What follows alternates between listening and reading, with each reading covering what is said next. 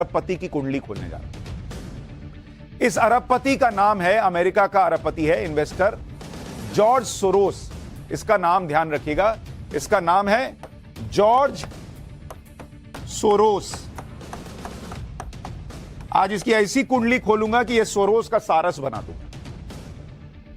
यह भयंकर एंटी मोदी है भाई। मोदी को कुर्सी तक पहुंचने से रोकने के लिए पैसा वैसा सब बहाता। पहले उसकी तकलीफ आपको सुनाता हूं, फिर इसकी कुंडली खोलूंगा और इसकी कुंडली में किस किस पार्टी का योग निकल रहा है और क्या क्या योग निकल रहा है विस्तार से बताऊंगा। पहले इसको सुनिए। Yeah, it's an interesting case.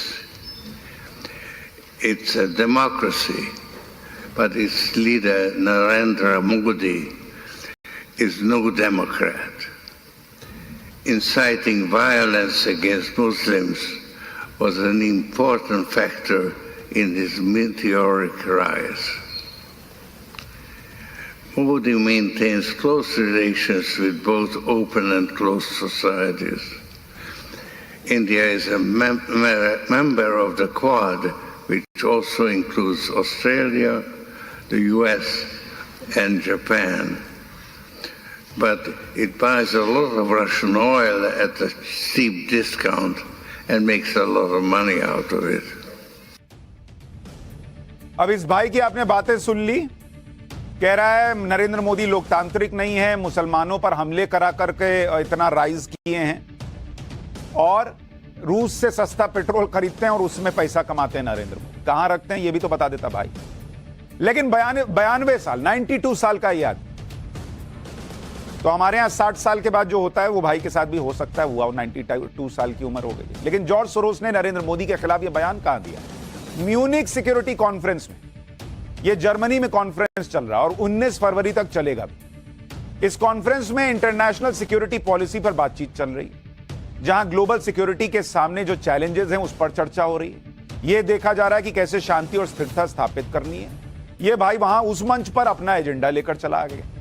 अपनी 42 मिनट की स्पीच में सोरोस ने क्लाइमेट चेंज, रूस, यूक्रेन, तुर्की पर बात की, जो वहां भूकंप आया, और अचानक नरेंद्र मोदी का नाम घुसा दिया और भारत में लोकतांत्रिक तरीके से चुने हुए प्रधानमंत्री को तानाशाह बताने लगा। आपको लगेगा कि जॉर्ज सोरोस अमेरिका का एक अरबपति तो है, अमेरिका में कई अरबपति हैं, ये कौन सी तोप चीज हो गया भाई, इसके बारे में आज क्यों बात कर रहे हैं? दरअसल जॉर्ज सोरोस एक अकेला व्यक्ति नहीं, ये एक पूरा इकोसिस्टम है। और जब तक जॉर्ज सोरोस की कुंडली नहीं समझिएगा, आप इकोसिस्टम नहीं समझिएगा, और आप इकोसिस्टम नहीं समझिएगा तो आपको समझ में नहीं आएगा कि 2023 में अभी क्या क्या देखना बचा हुआ है। और ये पूरा इकोसिस्टम वो है जो न सिर्फ नरेंद्र मोदी से नफरत करता है, बल्कि हिंदुस्तान के प्रति भी नफरत का भाव रखता है। पाठशाला में आज इसी जॉर्ज सोरोस की कुंडली खोलने जा रहा हूं, और इसकी कुंडली कैसे खोल रहा हूं आपको बता दो। देखिए, हमारे यहां जो आपने देख, सबकी अपनी एक जनपत्री बनती है, कुंडली बनती है ना, तो ऐसी कुंडली होती है। तो ये भाई की हमने कुंडली निकाली और इसमें आप देखेंगे ये छठा घर शत्रु का होता है कुंडली में, चौथा घर मित्र का होता है, 10वां घर कर्म का होता है, 9वां घर भाग्य का होता है। तो हमने जरा इसकी कुंडली खोली और आज इसी कुंडली के हिसाब से आपको बताऊंगा कि इसके किस घर में कौन बैठा हुआ है।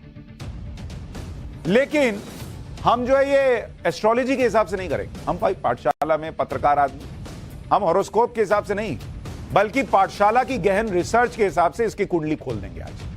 मैंने कहा ना, सोरोस का सारस बना दूंगा आज। ये भाई साहब कौन है, पहले थोड़ा सा आपको उसका डिटेल देता हूं, फिर इसकी कुंडली पर आता हूं। इसका इतिहास जानना चाहिए, कैसे इस आदमी ने दुनिया के कई देशों में आर्थिक उथल पुथल भी मचाई। ये जॉर्ज सोरोस हंगरी में पैदा हुए अमेरिकन अरबपति इन्वेस्टर हैं, समाज सेवी खुद को बताते हैं। जॉर्ज सोरोस 1956 में अमेरिका आए। 2011 तक जॉर्ज सोरोस बड़े बड़े लोगों के निवेश का मैनेजमेंट देखते थे और यही मैनेजमेंट देखते देखते भाई ने करीब $8.5 बिलियन की संपत्ति बना ली, मतलब करीब 70,000 करोड़ से ज्यादा। जॉर्ज सोरोस ने 1984 में ओपन सोसाइटी फाउंडेशन की स्थापना की। किसकी? ओपन सोसाइटी फाउंडेशन, ये नाम याद रखिएगा, जो दुनिया के करीब 120 देशों में काम कर रहा है। ओपन सोसाइटी फाउंडेशन के जरिए जॉर्ज सोरोस दुनिया भर में अभिव्यक्ति की आजादी, सरकार की जवाबदेही, न्याय, समानता के लिए काम करने वाले संगठनों का समर्थन और फंडिंग करने का दावा करता है। इसकी कुंडली में खुद पैसा ही पैसा है। लेकिन भारत में जॉर्ज सोरोस की गतिविधियां कब शुरू हुई, कैसे भारत में जॉर्ज सोरोस के ओपन सोसाइटी ने फंडिंग शुरू की, थोड़ा सा उसके बारे में बताते हैं। भारत में जॉर्ज सोरोस की एक्टिविटी 1999 में शुरू। ये इसका भाग्य वाला 9वां घर जो है ना, वहां से बता रहा हूं इसका भाग्य कैसे चमका। पैसा कमाया 70,000 करोड़, ये इसके भाग्य वाले घर का बता रहा हूं। 2014 से 2020 तक ओपन सोसाइटी फाउंडेशन ने भारत में करीब $12 मिलियन, करीब 100 करोड़ रुपए की फंडिंग कर दी। इस फंडिंग में 33% डेमोक्रेटिक प्रैक्टिस के नाम पर की और 31% funding justice reform and rule of law के नाम पर की। 2016 में फॉरेन कंट्रीब्यूशन रेगुलेशन एक्ट यानी FCRA के नियमों के उल्लंघन के आरोप में केंद्रीय गृह मंत्रालय ने ओपन सोसाइटी को वॉच लिस्ट में डाल दिया। इस मामले को 2020 में ओपन सोसाइटी ने दिल्ली हाईकोर्ट में चुनौती दी। मामला अभी कोर्ट में है। लेकिन पहले आपको जॉर्ज सोरोस की कुंडली के छठे घर के बारे में बता दूं। जरा ये कुंडली खोलिए, यहां डालिए जरा कुंडली। ये भाई की कुंडली है। अब इसका छठा घर जो होता है, किसी का भी छठा घर कुंडली का होता है, वो शत्रु का होता है। तो जॉर्ज सोरोस की कुंडली में जो छठा घर है, जो शत्रुओं के बारे में जानकारी देता है, हमारी रिसर्च बताती है कि जॉर्ज सोरोस की जिस कदर उसे भारत और पीएम मोदी से नफरत है, उसके छठे घर में मोदी और भारत ही विराजमान, और कोई हो भी नहीं सकता, क्योंकि वो उन्हें ही शत्रु मानता है। इसके नफरत का हिसाब समझने के लिए जॉर्ज सोरोस ने प्रधानमंत्री मोदी और अडानी को लेकर क्या कहा, वो भी एक बार सुनवा देते हैं। India, Modi and business tycoon Adani are close allies. Their fate is intertwined. Adani Enterprises tried to raise funds in the stock market but failed. Modi is silent on the subject, but he will have to answer questions from foreign investors and in Parliament. This will significantly weaken Modi's stranglehold on India's federal government and open the door to push for much-needed institutional reforms. I may be naive, but I expect a democratic revival in India. ये भाई भी यही सपने देख रहा है कि अडानी डूबेंगे तो साथ में मोदी डूब जाएंगे, इंडिया में लोकतंत्र वापस आ जाएगा। भाई तुम्हें लगता होगा इंडिया में लोकतंत्र, लेकिन एक आदमी अमेरिका में रहने वाला, इतना पैसा कमाना, उसका इंडिया में क्या इंटरेस्ट है? इंडिया में पैसा भर भर के दे रहा है। अभी सब कनेक्शन बताऊंगा। भारत और प्रधानमंत्री मोदी के खिलाफ सोरोस का यह एजेंडा नया नहीं है। 2020 के वर्ल्ड इकोनॉमिक फोरम में जॉर्ज सोरोस ने पीएम मोदी को तानाशाह कहा। सोरोस ने अपने स्टेटमेंट में कहा था कि प्रधानमंत्री नरेंद्र मोदी अमेरिका के तत्कालीन राष्ट्रपति डोनाल्ड ट्रंप, चीन के राष्ट्रपति शी जिनपिंग, रूस के राष्ट्रपति व्लादिमीर पुतिन लोकतंत्र का गला घोंटकर तानाशाही को बढ़ावा दें। प्रधानमंत्री नरेंद्र मोदी भारत को हिंदू राष्ट्र बनाना चाहते हैं। भारत में लोकतांत्रिक तरीके से चुनकर आए प्रधानमंत्री कश्मीर में प्रतिबंध लगाकर वहां लोगों को दंडित कर रहे हैं। जिस कश्मीर में रिकॉर्ड टूरिज्म बढ़ा हुआ है, वहां 5G पहुंच गया। यह भाई का एजेंडा है कि वहां कश्मीरियों को दंडित किया जा रहा है और लाखों मुसलमानों से नागरिकता छीनने की धमकी दे रहे हैं। ये इतना पैसा कमा के अंग्रेजी में झूठ बोल रहा है कि नागरिकता छीनी जा रही है मुसलमानों की। किसकी नागरिकता छीनी गई? लेकिन ये भाषा सुनिए, ये बातें सुनिए, एकदम वही बातें हैं जो हमारे यहां के एजेंडाधारी बोलते हैं।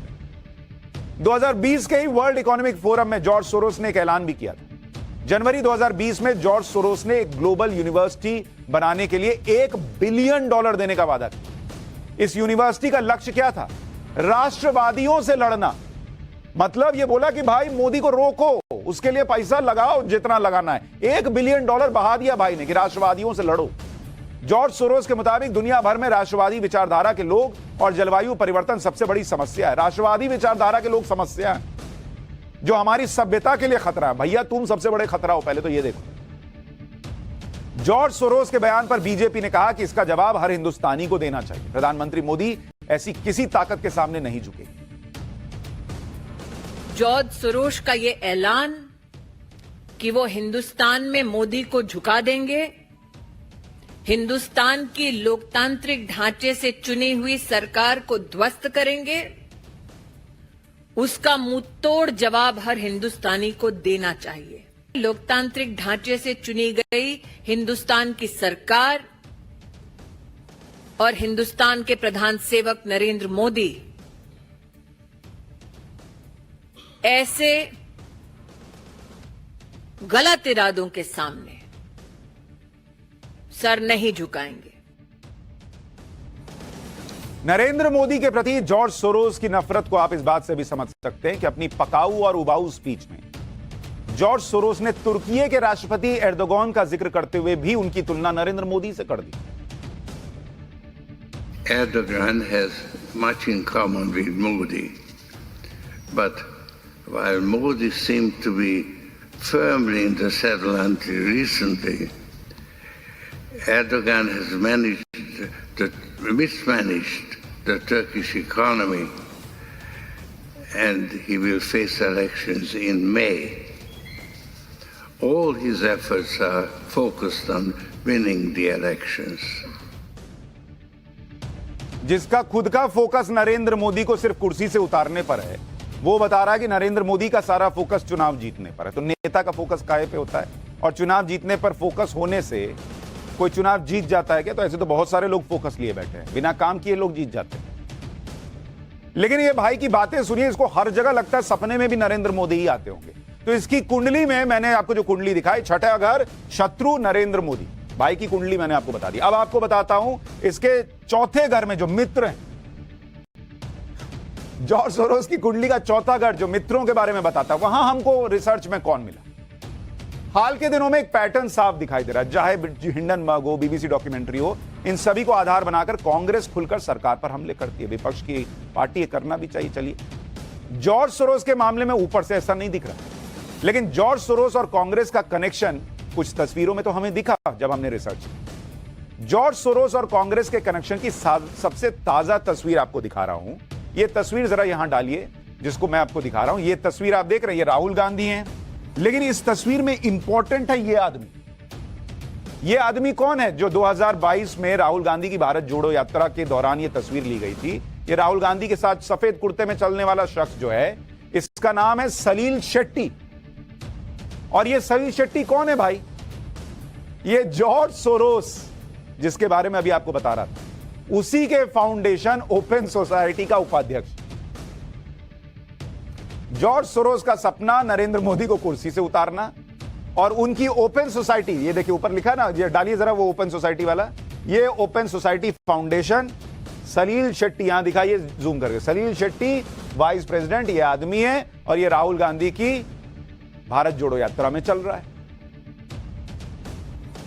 और ये ग्लोबल प्रोग्राम देखते हैं इनके फाउंडेशन। तो मित्र घर में हमें कुछ रिसर्च में कुछ तस्वीरें मिली, वो आपके सामने रख रहे हैं। कांग्रेस के एक और नेता हैं शशि थरूर। ये भाई तो जॉर्ज सोरोस को अपना मित्र कहते हैं। शशि थरूर और जॉर्ज सोरोस की दोस्ती काफी पुरानी है। शशि थरूर का ट्वीट आपको दिखा देता हूं, ये मई 26, 2009 में से भाई लोग दोस्त हैं।